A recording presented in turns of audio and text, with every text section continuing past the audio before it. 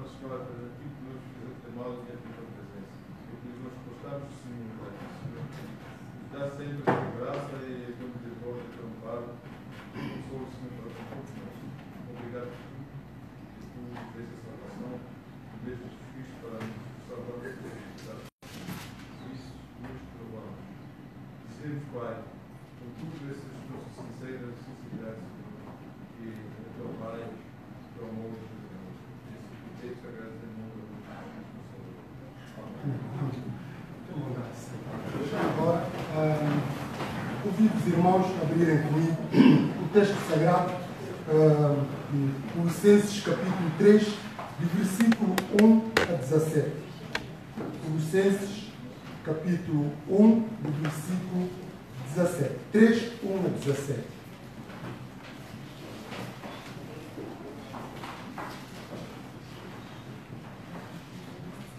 Colossenses 3, 1 a 17.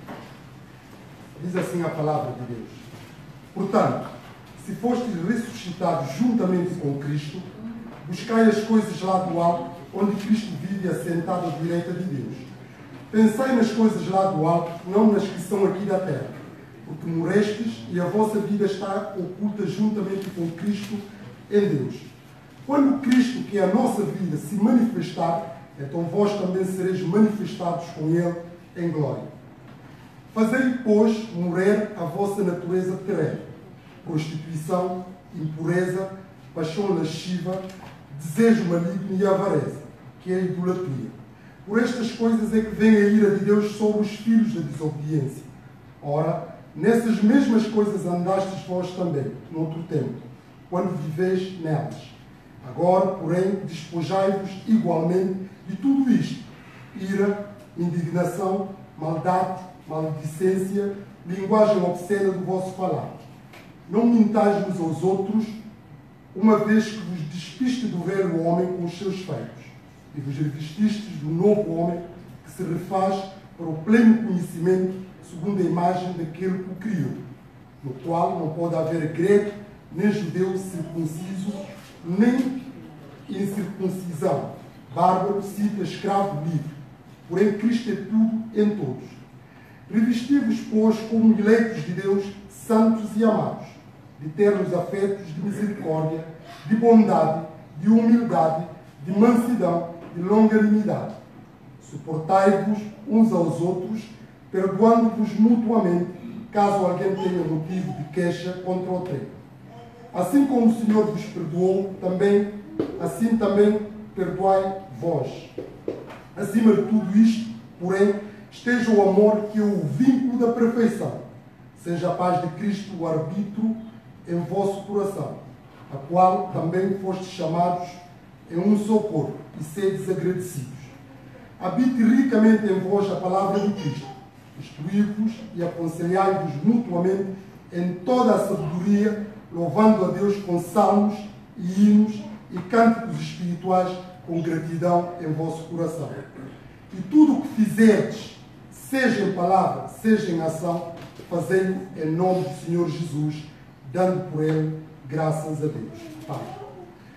A palavra do Senhor é sempre impressionante e quando nos lemos, sobretudo, procurar extrair as verdades bíblicas que inserem. Como eu disse inicialmente, este programa foi, enfim, feito pelo pastor Alexandre. Ontem, só quase já à noite, o pastor Marcos telefonou no sentido se eu podia dirigir este culto. E como eu estava também de saída por outros compromissos que eu assumi, comecei a pensar mais ou menos qual é o texto que eu poderia estar a usar aqui hoje convosco.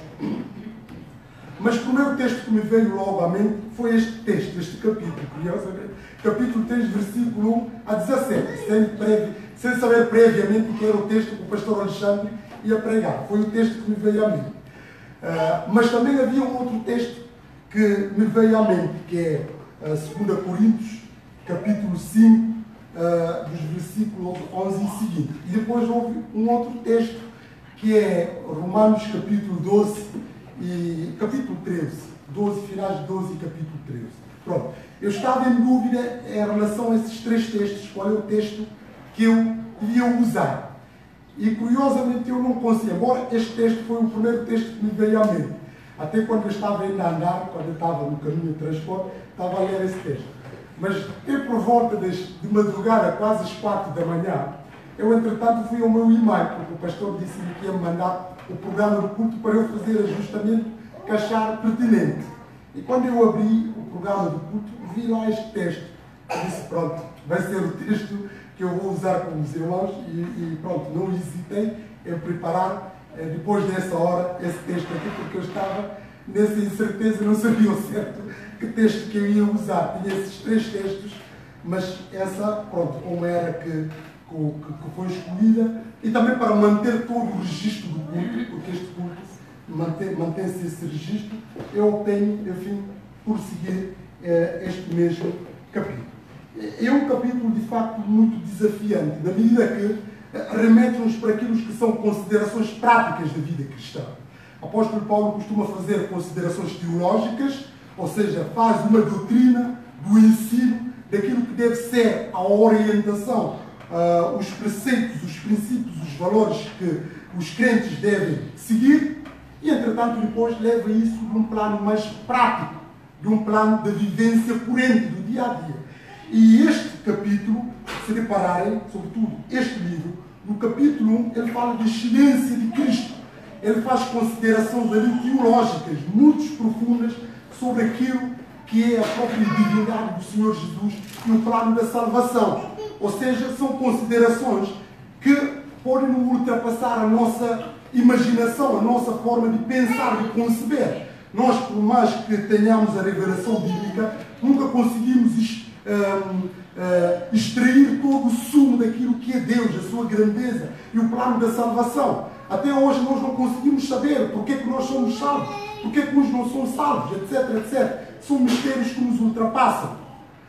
Mas se repararem nessas considerações teológicas, como eu estava a dizer, que às vezes não conseguimos compreender na sua plenitude, mas o apóstolo Paulo deixa desse patamar dos princípios, das considerações teológicas, para aquilo que é prática corrente do dia a dia, a vida prática. Isso é uma situação que está inerente à vida de qualquer cristão, quando falamos de aspectos práticos, porque isso é uma coisa que nós vivemos e podemos extrair, podemos compreender toda a sua plenitude daquilo que a palavra de Deus nos requer. E essas considerações aqui, mais de uma vivência prática, porque é importante saber as coisas do ponto de vista teológico, mas também é muito importante aplicar essas considerações teológicas, esses conhecimentos da palavra de Deus na nossa vida diária. E chegado a este capítulo aqui, o apóstolo Paulo vai tentar aplicar aquilo que é a realidade prática da vida cristã. E essa realidade prática, as coisas que nós vamos falar, é uma coisa transversal que nos acaba por afetar de alguma certa forma. Temos a experiência e sabemos como é que essas coisas são, como é que funcionam, como é que devemos evitá-las, etc, etc. Por isso aqui ele começa logo no primeiro versículo, portanto, ou seja, tendo em atenção, partindo daquilo que foi dito anteriormente, ou dando seguimento ao que foi falado, portanto, se fostes ressuscitados juntamente com Cristo, buscai as coisas lá do alto. Se de facto vocês são ressuscitados, ou se nascerem de novo, então procurem as coisas que são do alto, onde Cristo vive, assentado à direita de Deus. Buscar as coisas do alto, onde Cristo está. Mas não só buscar, como tem que haver uma predisposição mental para pensar nas mesmas coisas, nessas coisas do alto, não nas que são aqui da terra. Porquê? Porque morrestes e a vossa vida está oculta juntamente com Cristo em Deus. A primeira questão aqui é buscar as coisas do alto. E essas coisas, buscar as coisas do alto, é buscar as coisas do reino de Deus. O que é que o Senhor Jesus nos diz? Buscai o reino de Deus e a sua justiça. E essas coisas, buscar essas coisas de Deus, tem que ser prioridade da nossa vida.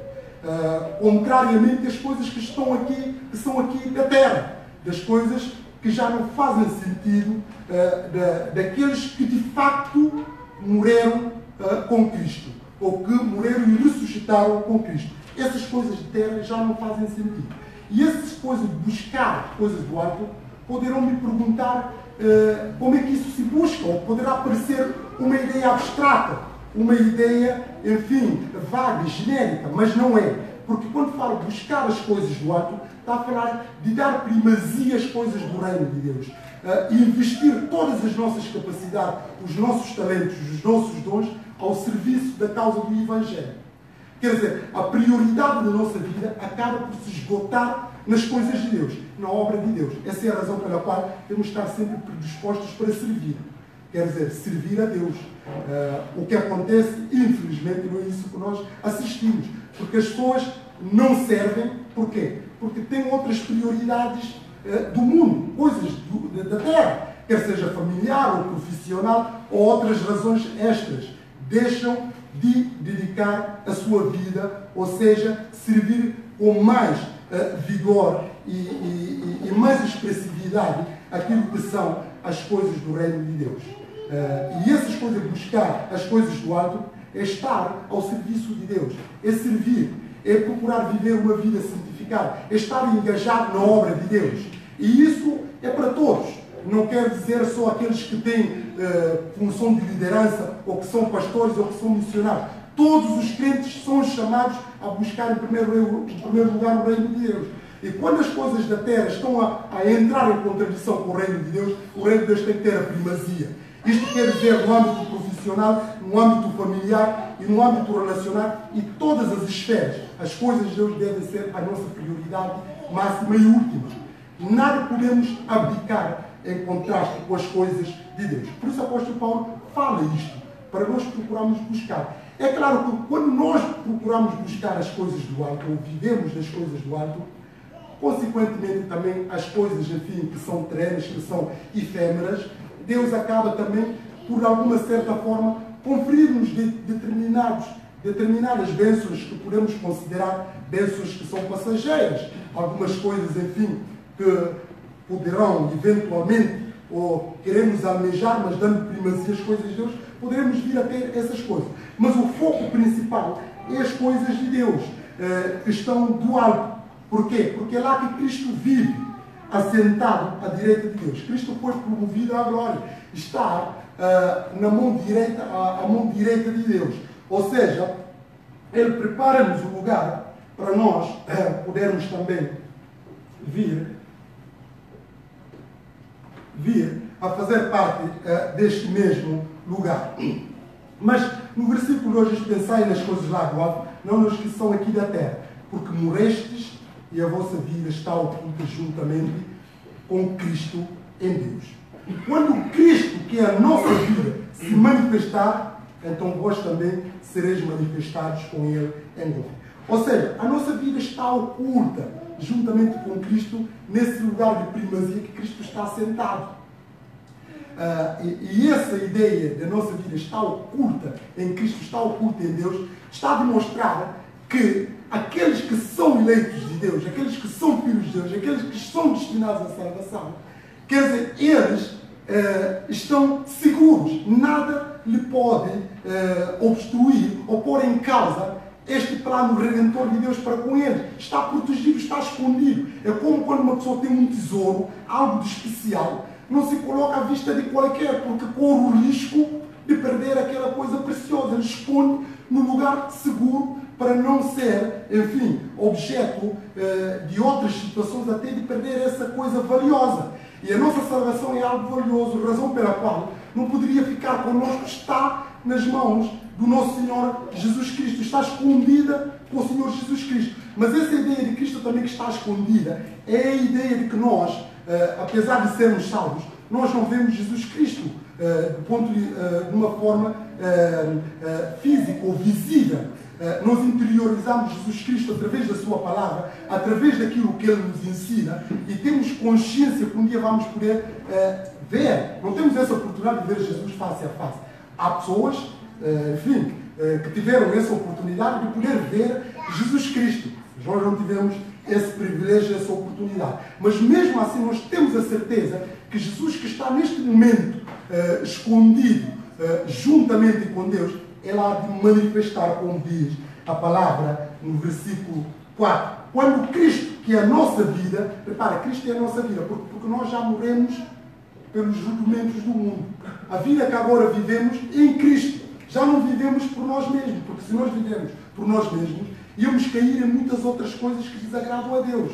Estou crucificado com Cristo, diz o apóstolo Paulo. A vida que eu vivo já não eu, mas Cristo vive em mim. E esse Cristo que vive em nós, quando Cristo, que é a nossa vida, ela que é a nossa vida, se manifestar, está a falar da sua segunda vinda, do seu regresso. Quando aparece com toda a pompa, com os seus santos anjos, então vós também sereis manifestados com Ele em glória. Essa é a ideia aqui, de nós juntamente com Ele pudermos, enfim, estar na glória. E ele depois vai seguir aqui umas orientações, como eu estava a referir, prática da vida espiritual. E depois no versículo 5, fazei, pois, morrer, essa ideia de morrer, mortificar. Fazei, pois, morrer a vossa natureza terrena. Aquilo que era a vossa condição antes de converterem, antes de nascerem de novo, antes de pertencerem à família de Deus, vocês têm que fazer morrer essas coisas, porque já morreram com essas coisas e ressuscitaram para a nova vida. Se alguém está em Cristo, nova criatura é. Essas coisas velhas já passaram, têm que ser deixadas. E temos que cultivar as coisas que são novas, a novidade de vida. E essas coisas que nós temos que abandonar, em outras palavras, fazer morrer, ou seja, subjugar, mortificar, são todos sinónimos que encerram esta questão da velha natureza, aquelas roupas antigas que já não podemos vestir. Porque, reparem, as pessoas normalmente são associadas pela forma como apresentam. Obviamente que, do ponto de vista humano, podemos correr, às vezes, determinados riscos. Mas, normalmente, há padrões, quando nós vemos determinadas pessoas apresentarem, podemos logo ter mais ou menos a noção quem são essas pessoas. Por exemplo, quando nós vamos aos hospitais, quando nós vemos médicos, normalmente costumam estar de bata, com bata branca, nós logo detectamos que este é o médico. Pronto, pode também acontecer casos, às vezes, acidentais, isolados, de alguém estar ali com bata e não ser médico. Mas, mesmo não sendo, pode ser pessoal, um auxiliar de saúde, etc, etc. É como também, por exemplo, os advogados normalmente andam sempre de fato e gravata. Os juízes normalmente têm aquelas túnicas que dá logo para se identificar mais ou menos quem são essas pessoas, etc, etc. Há muitas formas, às vezes, que nós podemos ver uma pessoa e podemos enquadrar mais ou menos quem é essa pessoa. É claro, como eu estava a dizer, podemos, às vezes, enganar, porque outras vezes há pessoas que dão determinadas aparências daquilo que não são, e vice-versa. Mas, esta ideia de vestir, nós também, a nossa identidade, é na forma como nós apresentamos. Já vos aconteceu, certamente, a mim também já me aconteceu. Às vezes, mal não conhecemos a pessoa, encontramos na rua, por trocarmos determinadas impressões com essa pessoa, nós concluímos logo, olha, por acaso é crente. A pessoa diz depois sim, por causa da linguagem que a pessoa veio usar. E às vezes há aquelas linguagens que são muito típicas dos cristãos, dos evangélicos. E quando nós falamos com as pessoas, quando estão a evidenciar muito essas linguagens, nós podemos intuir, mas será que é cristão, é crente? E às vezes já acontece. Já tive essas experiências e parto do princípio que alguns dos irmãos certamente tiveram essa experiência. Através da linguagem das pessoas, da forma como apresentam e falam, nós detectamos, olha, aquela pessoa, de facto, pode ser crente, etc, etc. Mas essa ideia também, o apóstolo Paulo exorta-nos a abandonar, a despojar, a deixar, a fazer mortificar essas naturezas. Ele começa a evidenciar aquilo que nós temos que deixar. A primeira é a prostituição. Ele fala prostituição, impureza, paixão lasciva, desejo maligno e avareza, que é a idolatria. A palavra prostituição é uma palavra muito mais abrangente, porque envolve aquilo que podemos considerar a imoralidade sexual. E esta imoralidade sexual é uma palavra que entra como sendo a pornografia. A pornografia envolve tudo que é imoralidade sexual, desde a bestialidade, a pedofilia, enfim, o incesto e outros tipos de comportamentos sexuais aberrantes, que são comportamentos de fornicação, comportamentos reprovados do ponto de vista bíblico. E ele usa aqui essa expressão prostituição, promiscuidade sexual, imoralidade sexual no conceito lato sensu, para afastar da prostituição. Porque a prostituição é satisfazer os próprios desejos carnais e viver de uma forma desregrada, descontrolada, à mercê daquilo que é os desejos do nosso corpo. Por isso temos que deixar isso, a prostituição. Ele também fala da impureza. Além de termos que deixar a prostituição, temos também que deixar a impureza. A impureza é devassidão, que acaba também por entrar num outro terceiro sentido, a questão da impureza. E depois a paixão lasciva vai concretizando esses desejos profanos que devem ser afastados. E desejo maligno e avareza. Reparem, isso é muito, muito importante, essas questões aqui que ele está a dizer. Noutra versão fala das paixões desordenadas, que vem a palavra concupiscências, que tem a ver com tudo que é desejos descontrolados, desejos que nos levam a fazer coisas que não convêm, e os maus desejos e a cobiça. A ideia de cobiçar. É a pessoa de viver tendo os bens materiais como sendo o seu foco, como sendo a sua prioridade. Mas além de estar preocupado com os bens materiais e coloca os bens materiais como sendo o foco da sua vida, ele sofre com isso. Sofre por aquilo que quer conquistar e não consegue conquistar, como também até pode cobiçar aquilo que são bens e propriedades dos outros. E se repararem que a própria cobiça é de uma certa forma uma outra espécie de idolatria, como ele vai desejar, porque a cobiça é uma espécie de idolatria.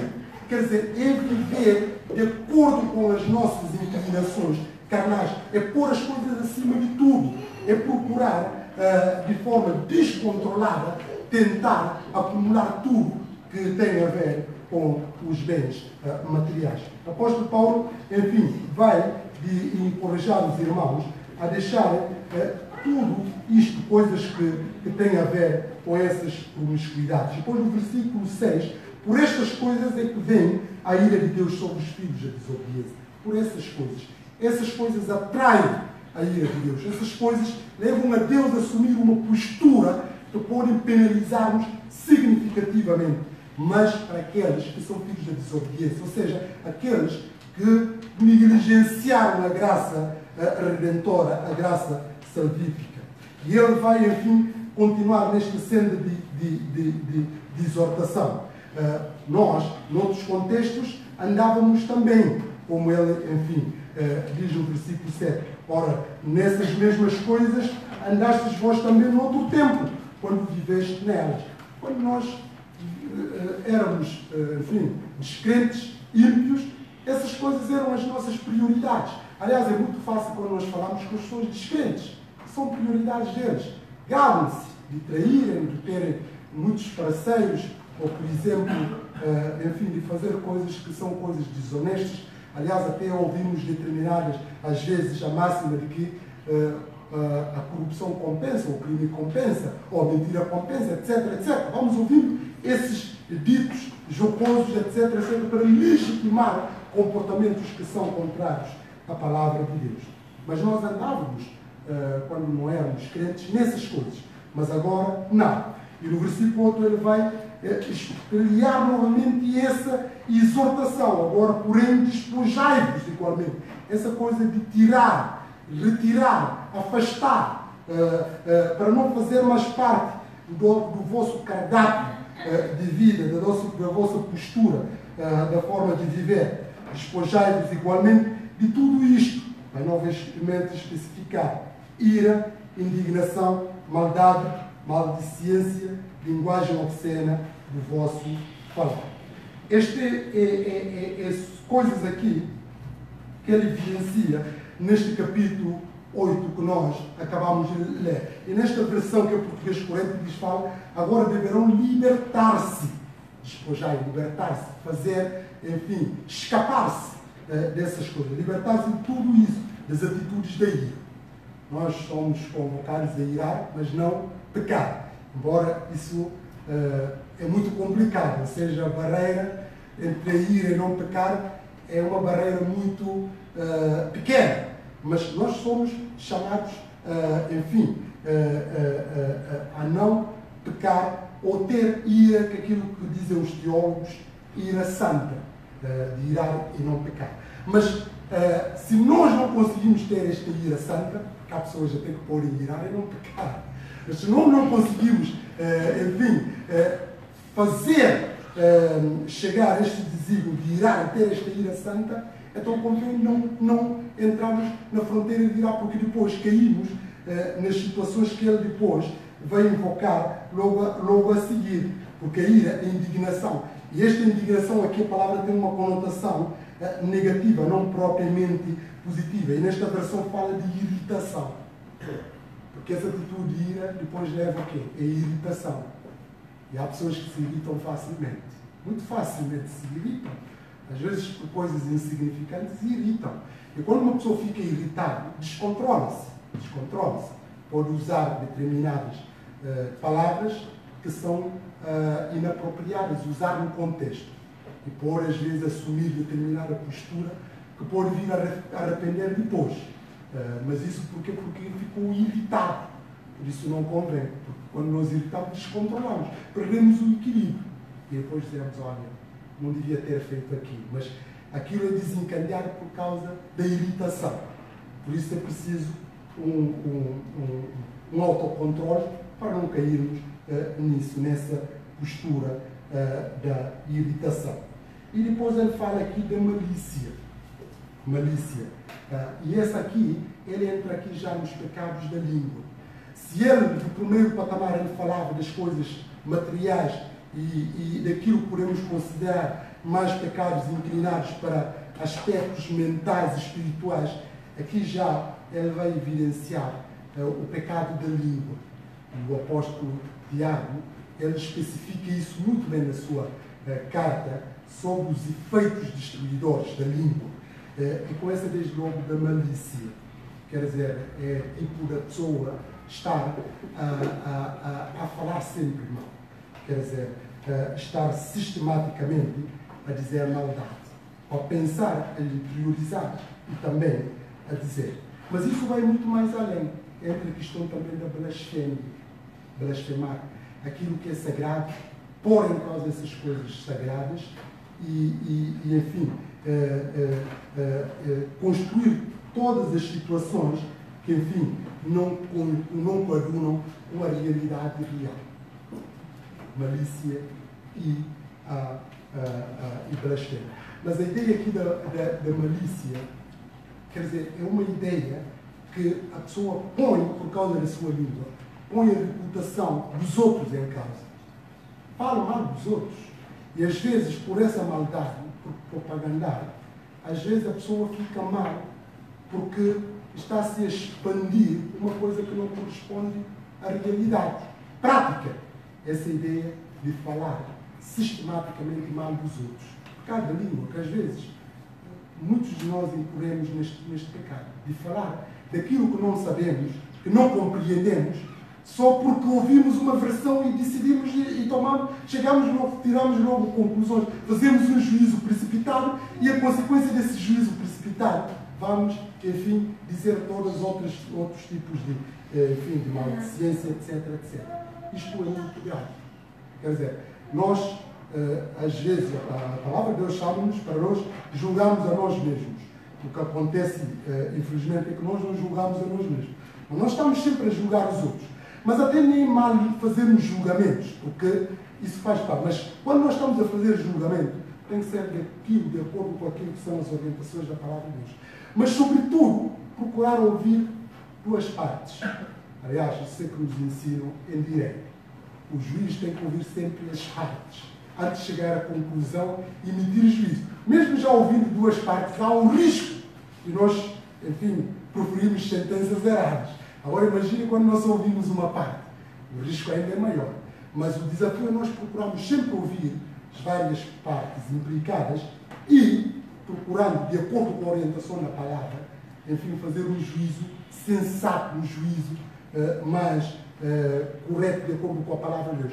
E evitar situações de maldicência etc, etc. Ele fala aqui depois desse ato da blasfêmia, que vai pondo aquilo que é sagrado, de profanar as coisas que são sagradas e pô-las mesmo em causa, através de múltiplas formas que nós vamos ver dos ditos jocosos que vão surgindo, das pessoas darem piada das coisas que não percebem e, sobretudo, das coisas sagradas, etc, etc. E depois ele fala e das más palavras que possam sair da vossa boca. Palavras tortas. Como eu estava a dizer, um crente não pode estar a usar palavrões. Isso não coaduna com a palavra de Deus, não coaduna com a postura cristã de usar palavrões. Isso é muito comum quando nós estamos no contexto das pessoas que são descrentes, porque eles falam, usam essa linguagem obscena na forma de falar, etc, etc. E nós temos a experiência de assistir a essas situações, mas nós somos chamados para não usar esses mesmos calão, esses mesmos termos que não abonam a nossa espiritualidade. E depois ele vai concluir: não mintais uns aos outros. Pecado da mentira também. Isso tudo são pecados da língua. Não mintais. A mentira é pecado. Além de ser pecado, quando nós estamos a mentir, estamos a identificar com o diabo, porque ele é mentiroso, como diz o Senhor Jesus, e pai da mentira. Ele nunca se firmou, na verdade, como Jesus veio denunciar no capítulo 8 de João. Ele é mentiroso, pai da mentira. E quando os crentes estão a mentir, estão a identificar com esta faceta do diabo. Por isso não mentais uns aos outros, uma vez que vos despistes do velho homem com os seus feitos, aquelas coisas do antigamente, da vida passada, da vida que não faz agora sentido na nossa nova natureza, na nossa nova vida cristã. E vos revestistes, quer dizer, vos tiraste aquilo que são da vida velha e revestiste, ou seja, vestiste do novo homem que se refaz para o pleno conhecimento segundo a imagem daquele que o criou. Reparem aqui, voltamos ao processo da santificação, ao processo de nós que morremos por vida antiga e nascemos em Cristo, passamos a ter uma nova identidade. Ganhamos a nova identidade mediante o sacrifício expiatório do Senhor Jesus. Quando o homem foi criado, o homem e a mulher, eles tinham essa natureza perfeita de Deus. Mas com o pecado, essa natureza foi desfigurada e, consequentemente, perdida. Mas com a regeneração, com a salvação, o homem, aqueles que são remidos de Cristo, passaram a beneficiar novamente desta mesma natureza. Esta mesma natureza divina, passaram a ser perfeitos aos olhos de Deus. Passaram, enfim, a serem pessoas novas, revestiram do novo homem, que refaz pelo pleno conhecimento segundo a imagem daquele que criou, da imagem de Deus Santo. E depois ele vai dizer, no qual, ou seja, nessa nova identidade, no qual não pode haver grego, nem judeu, circuncisão, nem incircuncisão, bárbaro, cita, escravo, livre, porém Cristo é tudo em todos. Nessa nova identidade, não há pessoas que têm privilégios a mais, diferentemente dos outros. Aliás, quando Deus criou Adão e Eva, não havia diferenciações entre eles. Eles eram tratados por Deus como sendo, enfim, criaturas, filhos de Deus, e tinham todos os mesmos direitos, os mesmos deveres e também obrigações, etc, etc. Eles eram iguais, como se costuma dizer dentro do princípio da igualdade. Eles eram iguais. Mas acontece que com a queda do pecado, vem todos os conjuntos de situações que nós assistimos de haver injustiças, de haver discriminações e de haver preconceitos. Todas essas coisas advêm da queda original, do pecado original, do homem. E a partir daí há diferenciações. É por isso que nós havemos pessoas a serem preconceituosas, a discriminar os outros pela condição social, pela sua raça, pela sua proveniência, pela família que pertence, pela forma como é, pela sua qualificação, pelo seu estatuto social, pela sua proveniência religiosa, etc, etc. Todas essas questões advêm da queda inicial do homem no início da criação. A partir daí há injustiças. As injustiças avolumaram-se. Há discriminações, há preconceitos, há desconfianças, etc, etc. Mas com a nova natureza que nós recebemos através de Cristo Jesus, já não há essa situação. Não se coloca a questão de ser homem e mulher. Não se coloca. Não se coloca a questão de uns serem mais privilegiados do que outros. Não. Quer sejam pastores, quer sejam missionários, quer sejam evangelistas, quer sejam crianças, quer sejam homens, mulheres, todos passam a ter mesmos deveres e mesmos privilégios diante de Deus, porque essa questão já não se coloca. Aqui se concretiza plenamente o princípio da igualdade, como o apóstolo Paulo, enfim, de forma peremptória, vai explicar, no qual não pode haver, não vai haver e nem pode haver grego nem judeu. Havia essa distinção clara que os judeus faziam, entre eles os gentios. Mas todos aqueles que beneficiaram da graça salvífica, essas pessoas estão no mesmo patamar. Nós que somos aqui na sala, que parte do princípio que somos todos salvos de Deus, não há diferença aos olhos de Deus entre nós. Não há discriminação. Deus não nos avalia porque o outro, por exemplo, pregou, estudou teologia, ou porque, enfim, é de uma família tradicional cristã, ou já nasceu nos bancos da igreja. Deus não faz essa diferenciação. Isso já não existe. Isso são concessões humanas, que são concessões por lutas limitadas e preconceituosas. Com Deus não há essas questões. Por isso ele invoca a questão de não pode haver grego nem judeu, circuncisão nem incircuncisão. Bárbaro cita escravo, livre, porém, reparem aqui, porém, Cristo é tudo e em todos. Quer dizer, Cristo que é Senhor de tudo e em todos. É Cristo que orienta todos e todos estão debaixo de Cristo, enfim, através dessas prescrições. E depois, fazendo essas considerações, ele vai continuar com a sua dissertação. Revestivos, no versículo 12, pois, como eleitos de Deus, santos e amados. Desde logo aqui eu posso dizer, aqueles que são eleitos de Deus, automaticamente também são santos de Deus. Se são santos de Deus, também são amados de Deus. Quer dizer, há um desencadear do próprio processo. Ninguém pode ser amado de Deus se não é santo de Deus. Ninguém pode ser, por exemplo, santo sem, enfim, incorporar outros efeitos que nós vemos de ter essa ideia de privilégio aos olhos de Deus, ou beneficiar dos privilégios espirituais. Não há essa questão. Aqueles que são eleitos de Deus são santos também. Por isso nós podemos chamar aqueles que são crentes eleitos, podemos chamá-los ao mesmo tempo santos, podemos chamá-los também amados de Deus. Aliás, nós até usamos essa expressão, amados. Amado irmão, amada irmã, etc, etc. O santo, o santo homem de Deus, e por aí para fora. Há que esse desencadear o próprio processo. Revestivos, pois, como eleitos de Deus, santos e amados, de termos afetos de misericórdia. Ou seja, ele começa a evidenciar aquilo que nós devemos revestir.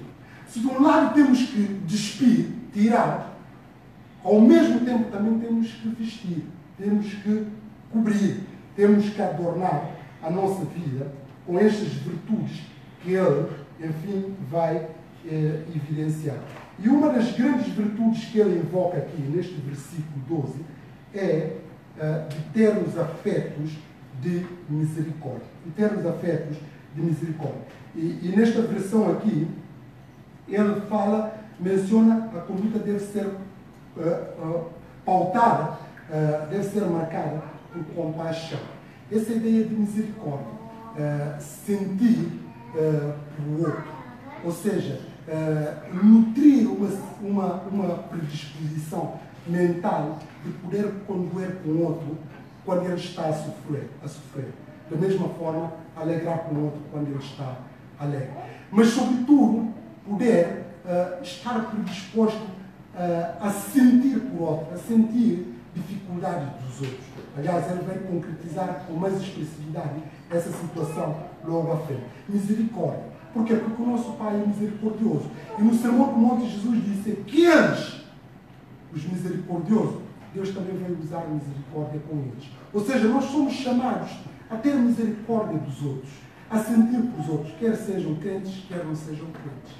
De despertar, de sermos sensíveis, de não só podermos ao ponto de ajudar, como nós temos na parábola do bom samaritano. O ato do bom samaritano é um ato de misericórdia, de compaixão. A ideia de procurar sofrer o sofrimento do outro, não só ficar num plano de sentir, mas também de tomar a iniciativa prática de ajudar. Mas além de misericórdia, ele fala também de bondade. Reparem uma coisa, misericórdia acaba também por atrair bondade. Aqueles que são misericordiosos, automaticamente também são pessoas bondosas, pessoas generosas, pessoas que gostam de partilhar com os outros, que gostam de ajudar os outros quando estão nos momentos de dificuldades, de ajudar. Porque de graça receberam, de graça dar. Quer dizer, essa ideia de poder partilhar com o outro, quer sejam coisas pequenas, quer sejam coisas grandes.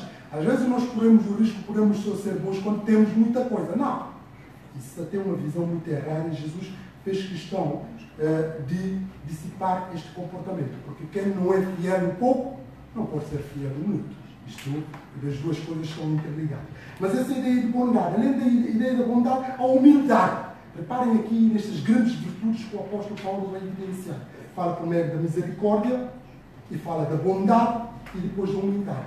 Humildade é nós estarmos sujeitos àqueles que são superiores a nós e, ao mesmo tempo, baixar-se por aqueles que, eventualmente, poderemos estar numa posição superior. Quando digo posição superior, estou a falar de uma perspectiva objetiva, quer seja materiais, quer seja posição hierárquica, quer seja posição eclesiástica, quer seja qualquer tipo de situação. Quando nós estamos em vantagem em relação a outras pessoas, a pessoa que nos está rodeado, impõe-se de nós termos uma postura de baixar para estar no mesmo nível com aquela pessoa, para poder ajudar essa pessoa. Da mesma forma, aqueles que estão superior a nós somos chamados a obedecer-los. Enfim, e isso remete-nos para a ideia da humildade, que é uma ideia também que Cristo deu exemplo. Como diz, aprendei de mim que eu sou manso e humilde de coração.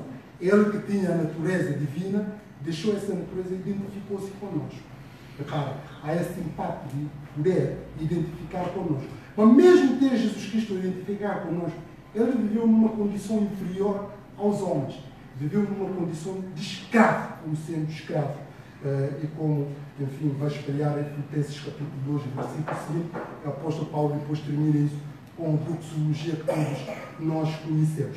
Mas essa ideia aqui de, enfim, submeter aqueles que estão acima de nós e condescender com aquele que nós, eventualmente ou objetivamente, estamos numa posição superior. Por causa da humildade. A humildade aqui eleva-nos também a sermos mansos e humildes de coração.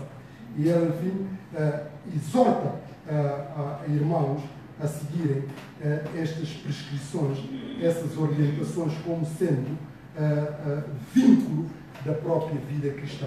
Mas além da humildade, vem a mansidão, como eu estava a dizer. A mansidão de sermos mansos, de não sermos pessoas que reagem às circunstâncias da mesma moeda, mas, sobretudo, sabemos ser, encarar a realidade de uma forma como é prescrita na palavra de Deus. De não temos a postura de provocação, mas de sabermos conter quando nós estamos a ser provocados. Aconteceu com o Senhor Jesus Cristo, ele não teve essa reação. Por isso ele explica que ele, além de ser manso, ele também humilde de coração. E depois a longanimidade, ou seja, de sermos longânimos. Essa ideia de que nós temos que procurar, enfim, em todas as circunstâncias, quer sejam circunstâncias favoráveis ou desfavoráveis, sermos tolerantes. Sabemos aceitar a situação, sabemos, enfim, suportar com a firmeza de caráter aquilo que Deus requer para as nossas vidas. A ideia de longanimidade, de saber sofrer, encarar os sofrimentos como sendo, não com irritação, não com perturbação, não com situação de ficar, enfim, pânico, ou até de levar-nos a ter posturas corretas, quer sejam por as situações que estamos a passar, como por aqueles que eventualmente o mal que as pessoas que nos rodeiam podem nos fazer. Mas essa ideia de sermos longânimos, ou seja, ser paciente, tanto na tribulação como nos problemas da tribulação, mas até do ponto de vista relacional, etc, etc. Ele vai, enfim, falar dessa questão. E depois vem a ideia, a longanimidade, a paciência. Suportai-vos uns aos outros, perdoai-vos mutuamente, caso alguém tenha motivo de queixa contra o outro. Suportar e também perdoar.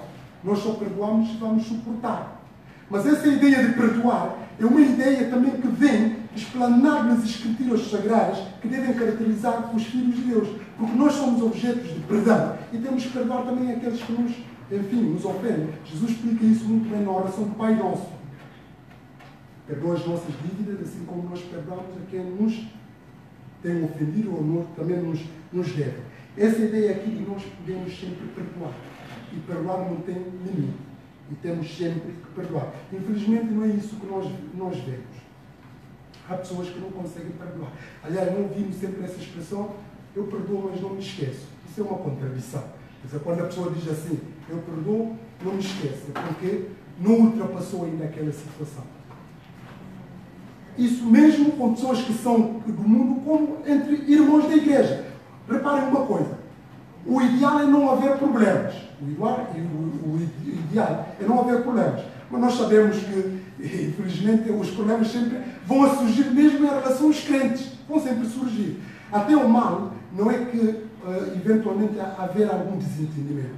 Mas a questão da capacidade de nós podemos ultrapassar essas situações mediante perdão. O apóstolo Paulo teve uma contenda com Barnabé de tal forma que eles separaram-se um do outro, por causa de João Marcos.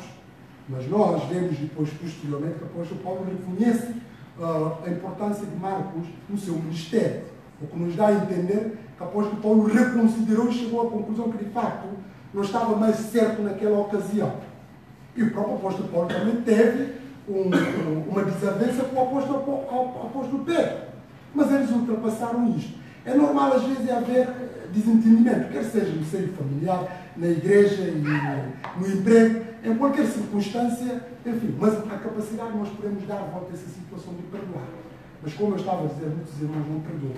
E por não perdoar, guardam ressentimentos, guardam mágoas e sofrem com isso, porque isso tem efeitos tanto na sua espiritualidade como na forma de estar. Essa é a razão pela qual muitos irmãos, às vezes, alguns irmãos não falam na igreja. Não se cumprimentam uns aos outros. E nós perguntamos porquê. Porque houve um desentendimento, houve um mal-estar, uma situação que não foi ultrapassada. Porque uma das partes, ou se calhar tem duas das partes, não conseguiram ultrapassar no sentido de perdoar. Porque quando nós perdoamos, nós estamos reconciliados com a pessoa. Deus perdoa-nos e nós somos reconciliados com Deus. E conferimos o ministério da reconciliação, o quê? Para nós podermos perdoar os outros e podermos também reconciliar com eles.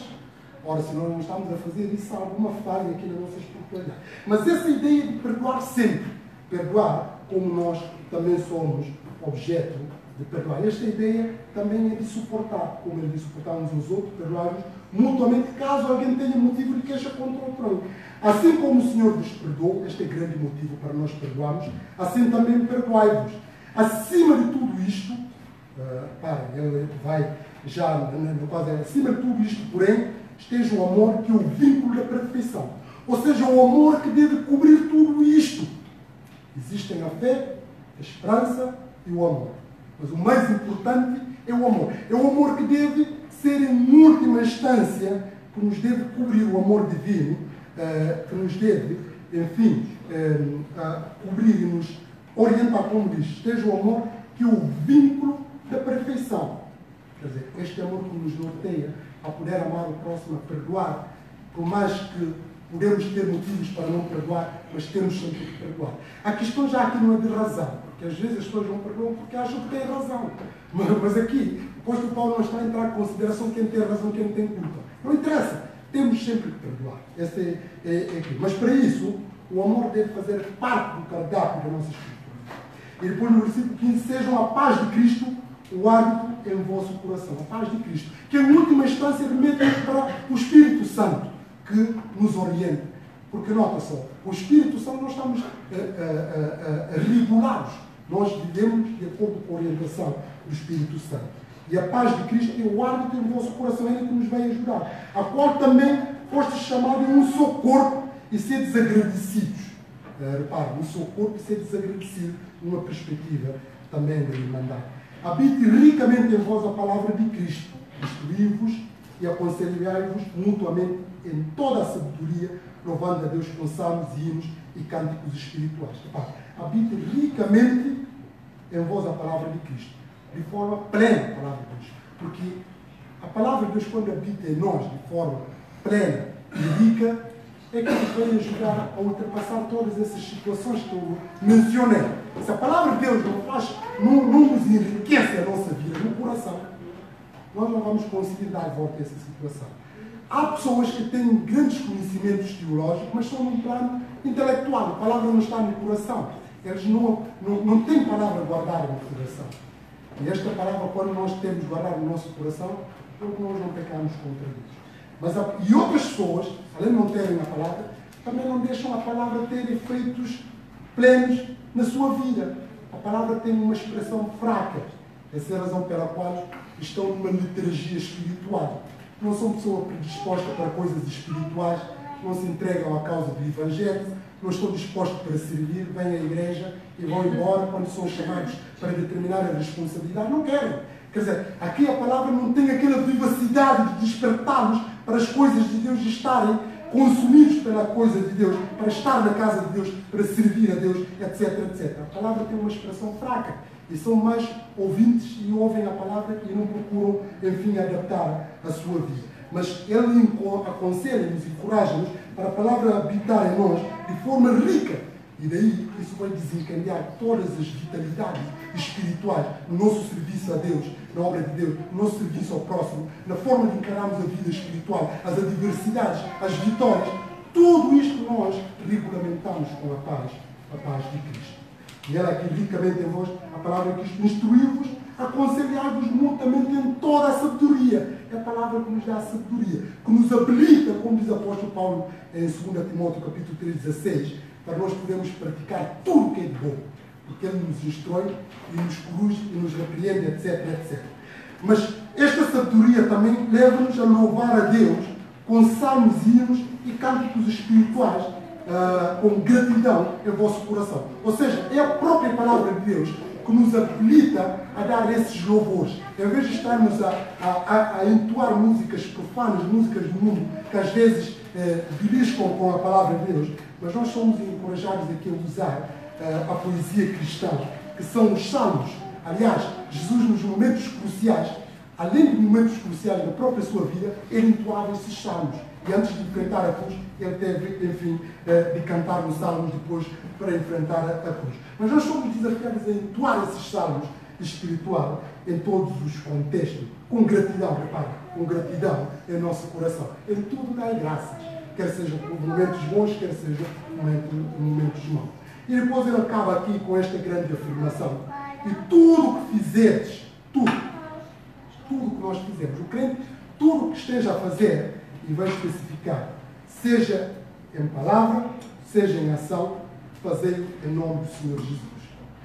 Quer dizer, tudo o que nós fazemos é através do Senhor Jesus. Nós não fazemos por causa do A ou B, nós fazemos por causa de Deus. Por isso, quando o A ou B está a falhar, isso não nos retrai na nossa espiritualidade, não afeta o nosso compromisso com Deus. Porque nós estamos a fazer para Jesus Cristo. O que acontece muitas vezes que nós ouvimos dos irmãos, quando há um escândalo na igreja, ou quando existe algum desentendimento, alguns esmorecem na fé e deixam, até abandonam, não querem mais saber nada da igreja. Essas pessoas estão erradas, porque se calhar estão a pensar que estão a fazer por homens. Se a pessoa está a fazer tudo para Cristo, quer dizer, quer sejam momentos de escândalo, quer seja um momento bom, essa pessoa está focada no alvo que é Jesus Cristo. Por isso ele diz, tudo o que fizeres, é essa ideia de quando nós estamos a fazer por pastor, ou por líder da escola dominical, ou por líder do grupo louvor, ou por um irmão A ou B. Não, por Jesus Cristo. Tudo o que fizeres, seja em palavra, seja em ação, fazei-o em nome do Senhor Jesus.